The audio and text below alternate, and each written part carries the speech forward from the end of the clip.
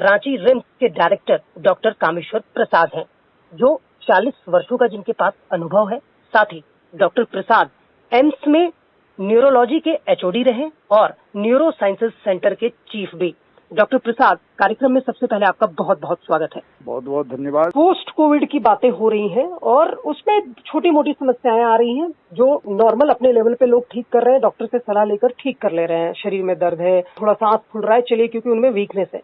लेकिन एक समस्या को लेकर लोग परेशान हैं, ब्लैक फंगस की बात हो रही है और उस केसेस को लेकर हम लोग लगातार ये खबरें देखते हैं, बहुत भयावह है, इससे डरने की जरूरत है। उसमें बहुत सारी भ्रांतियां चल रही है। एक तो इसको लेकर आप क्या कहना चाहेंगे और इसको लेकर आपकी तैयारियां क्या हैं कि अगर कुछ केसेस मिल जाते हैं या ऐसे केसेस आपके पास आते हैं तो इसको लेकर आप लोग कितने तैयार हैं? यह बीमारी जरूर बहुत भयावह है। यह बीमारी आप समझ सकते हैं कि ऐसा नहीं कि नई है, नई बीमारी नहीं है। हम बता रहे हैं कि मैं अपने 40 साल के अनुभव में एम्स न्यू दिल्ली में हर एक साल 1-2 केसेस का इलाज करते थे इसका जी। और न्यूरोलॉजी में भी आते हैं, क्योंकि बहुत मरीजों को आंख से वो फैल जाता है, आंख और नाक से दोनों, चूंकि ब्रेन के पास हैं तो ब्रेन तक भी पहुंच जाता है। हम लोगों ने इलाज किया है, लोग ठीक भी हुए हैं और कुछ नहीं भी ठीक हुए हैं जी। लेकिन यह बताना जरूरी है कि यह भयावह फंगस हम लोगों के कहिए कि बीते दिनों के अनुभव में 50% लोग, आधे लोग जो है नहीं बच पाते हैं इसमें, आधे लोग ही बच पाते हैं, वो भी उसमें कभी कभी बहुत कठिन समस्या से गुजरते हैं, कॉम्प्लिकेशंस बहुत ज्यादा होते हैं, कॉम्प्लिकेशंस बहुत होते हैं।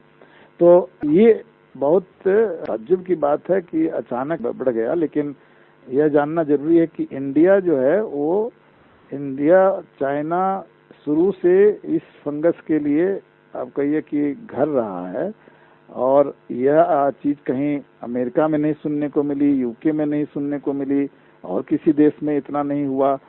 इंडिया में इतना ज्यादा क्यों हुआ, यह अभी भी रिसर्च का विषय है। लेकिन यह जानना जरूरी है कि यह फंगस हमारे साथ बराबर था और खास करके मिट्टी में मिलता है और भी कई स्रोत से आ सकते हैं।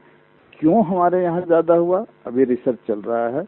लेकिन खासकर जो शुगर की बीमारी के पेशेंट हैं या जिन्होंने बहुत ज्यादा एंटीबायोटिक ले लिया है या स्टेरॉइड ले लिया है, उनको होने का खतरा ज्यादा है। ज्यादा केस उस तरह के आ रहे हैं। हमारे यहाँ भी करीब 64 केसेस ऐसे आए जिसमें हम लोगों को संदेह था कि ये ब्लैक फंगस का केस है। 25 कन्फर्म हो चुके हैं। सभी केस कन्फर्म नहीं भी होते हैं, नहीं भी होता है तब भी उसके संदेह से ही दवा शुरू कर दी जाती है, क्योंकि उसको बढ़ने का समय नहीं देना चाहते। तो ब्लैक फंगस की समस्या से बचने के लिए जो ऐसे ही व्हाट्सएप में जो दवाइयों का नाम आता है वो सब लेना बंद करें, क्योंकि हम लोगों को पता नहीं है कि किस चीज से फंगस का आप कह सकते हैं कि संबंध है। लोग सब चीज पर शक कर रहे हैं। अब जिंक पे भी शक कर रहे हैं, विटामिन पे भी शक कर रहे हैं, आइवरमेक्टिन पे भी कर रहे हैं, स्टेरॉइड पे भी कर रहे हैं, एंटीबायोटिक्स पे भी कर रहे हैं, oxygen newsmall.in news entertainment and production. Like, share and subscribe www.newsmall.in।